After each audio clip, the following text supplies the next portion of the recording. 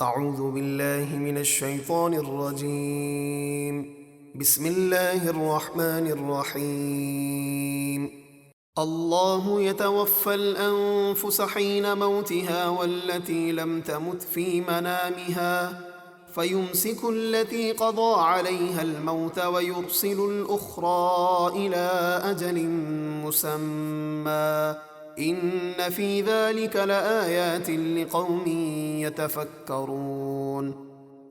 اللہ جانوں کو ان کی موت کے وقت وفات دیتا ہے، اور جن کی موت نہیں آئی ان کی روحیں ان کی نیند میں قبض کر لیتا ہے، پھر جس جان پر موت کا فیصلہ فرما دیتا ہے اس کی روح کو روک لیتا ہے اور دوسری روحوں کو ایک مقررہ وقت تک واپس چھوڑ دیتا ہے۔ بے شک اس میں غور و فکر کرنے والوں کے لیے ضرور نشانیاں ہیں۔ اس آیت کریمہ میں یہ ارشاد فرمایا گیا ہے کہ جب انسان سوتا ہے تو اس حالت میں اس کی روح قبض کر لی جاتی ہے، لیکن ہوتا یہ ہے کہ جس کی زندگی ہوتی ہے اس کی روح دوبارہ لوٹا دی جاتی ہے، اور جس کی زندگی نہ ہو تو پھر اس پر موت طاری ہو جاتی ہے۔ ام اتخذوا من دون اللہ شفعاء قل اولو كانوا لا يملكون شيئا ولا يعقلون۔ کیا کافروں نے اپنے بت اللہ کے مقابل سفارشی بنا رکھے ہیں؟ آپ فرمائیے کیا بت سفارش کریں گے اگرچہ وہ کسی چیز کے مالک نہ ہوں اور نہ کچھ سمجھتے ہوں۔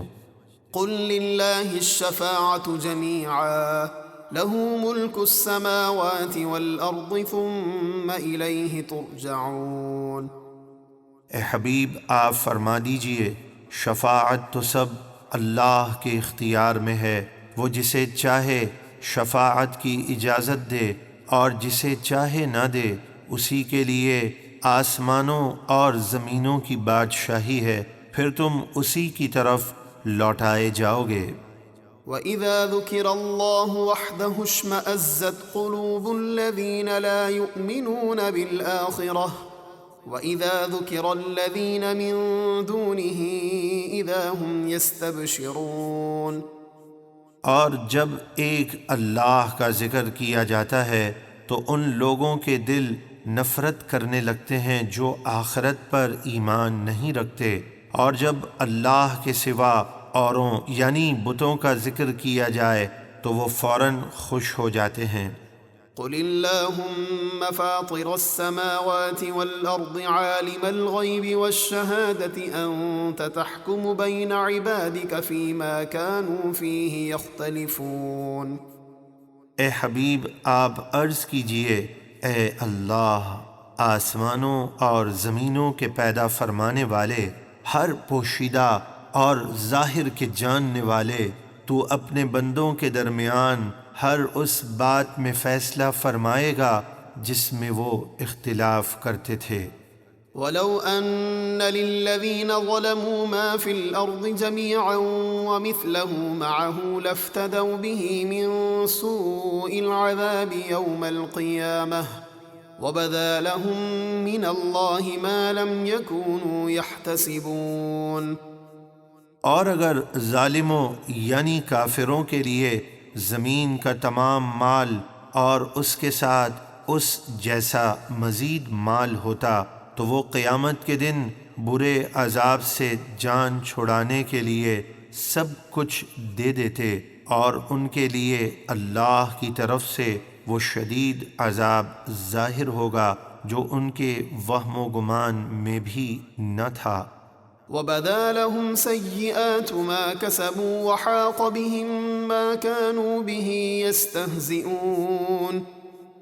اور ان پر ان کے کرتوتوں کی برائیاں ظاہر ہو جائیں گی، اور ان کو وہ عذاب گھیر لے گا جس کا مذاق اڑاتے تھے۔ فَإِذَا مَسَّ الْإِنسَانَ ضُرٌّ دَعَانَا ثُمَّ إِذَا خَوَّلْنَاهُ نِعْمَةً مِنَّا قَالَ إِنَّمَا أُوتِيتُهُ عَلَى عِلْمٍ بَلْ هِيَ فِتْنَةٌ وَلَكِنَّ أَكْثَرَهُمْ لَا يَعْلَمُونَ۔ پھر جب کافر انسان کو کوئی تکلیف پہنچتی ہے تو وہ ہمیں پکارتا ہے، پھر جب ہم اسے اپنے پاس سے کوئی نعمت عطا فرماتے ہیں تو وہ کہنے لگتا ہے یہ تو مجھے صرف میرے علم کی بدولت ملی ہے، بلکہ وہ نعمت تو اللہ کی طرف سے ایک آزمائش ہے کہ بندہ اس کا شکر ادا کرتا ہے کہ نہیں، لیکن ان میں اکثر اس بات کو نہیں جانتے۔ قد قالها الذين من قبلهم فما أغنى عنهم ما كانوا يكسبون۔ بے شک ان سے پہلے لوگوں نے بھی یہ بات کہی تھی، یعنی قارون نے بھی یہی کہا تھا کہ یہ مال تو مجھے اپنے علم کی بدولت ملا ہے، تو ان کا کمایا ہوا مال ان کے کچھ کام نہ آیا۔ فأصابهم سيئات ما كسبوا والذين ظلموا من هؤلاء سيصيبهم سيئات ما كسبوا وما هم بمعجزين۔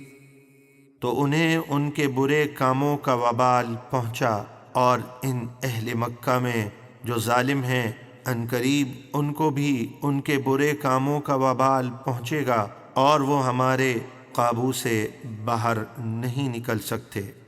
اولم يعلموا ان اللہ يبسط الرزق لمن يشاء ويقدر ان في ذلك لآیات لقوم یؤمنون۔ کیا انہیں معلوم نہیں ہے کہ اللہ جس کے لیے چاہتا ہے رزق کشادہ فرما دیتا ہے، اور جس کے لیے چاہتا ہے تنگ فرما دیتا ہے، بے شک اس میں ایمان والوں کے لیے ضرور نشانیاں ہیں۔